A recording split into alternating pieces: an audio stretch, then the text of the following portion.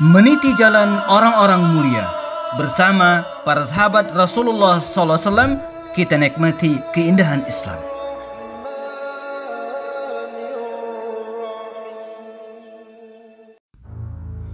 Assalamualaikum warahmatullahi wabarakatuh.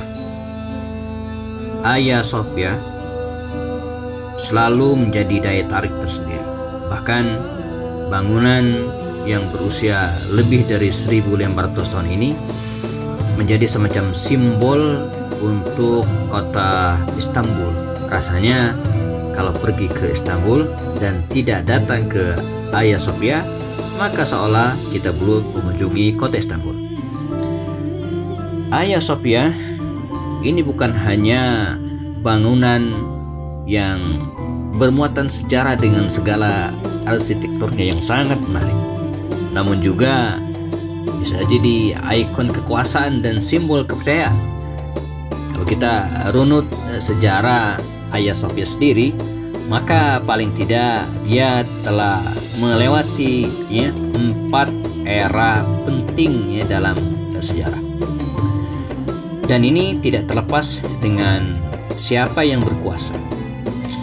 Di abad ketiga, di era kekuasaan Kekaisaran Bizantium Romawi, Hagia Sophia dijadikan sebagai gereja dan katedral.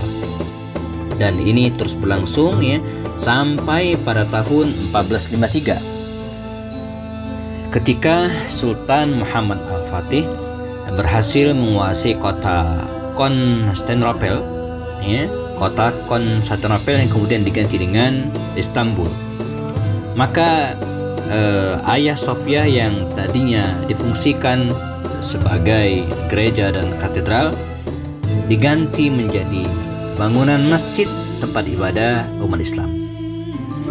Yang tentu saja menarik, Sultan Muhammad Al-Fatih dan kaum muslimin tidak melakukan perombakan terhadap bangunan ini. Beliau hanya memplester dan menutup simbol-simbol Kristen sehingga tempat tersebut bisa dijadikan sebagai tempat ibadah bagi kaum muslimin dan tidak menghilangkan arsitek bangunan utamanya. Dan ini terus berlangsung sampai kemudian era kepemimpinan Mustafa Kemal Atatürk.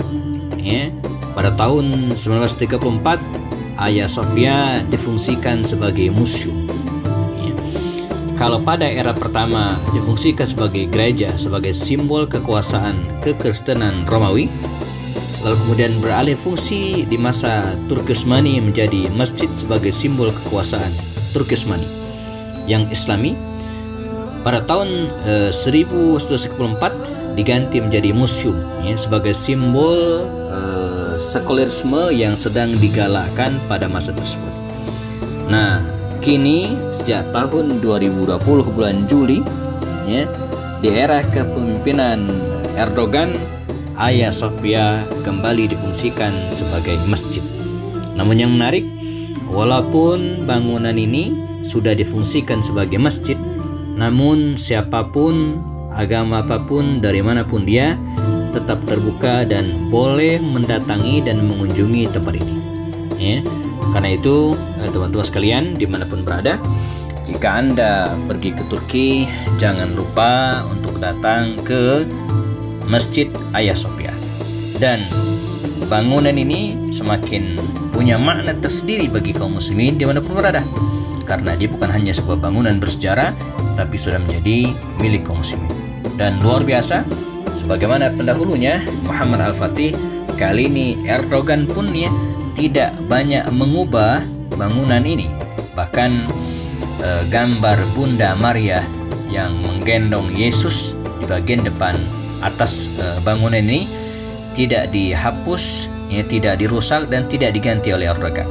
Tetap apa adanya. Hanya saja saat-saat sholat khususnya gambar ini ditutup dengan tirai tertentu supaya tidak mengganggu kehusukan kaum muslimin yang sedang melaksanakan ibadah.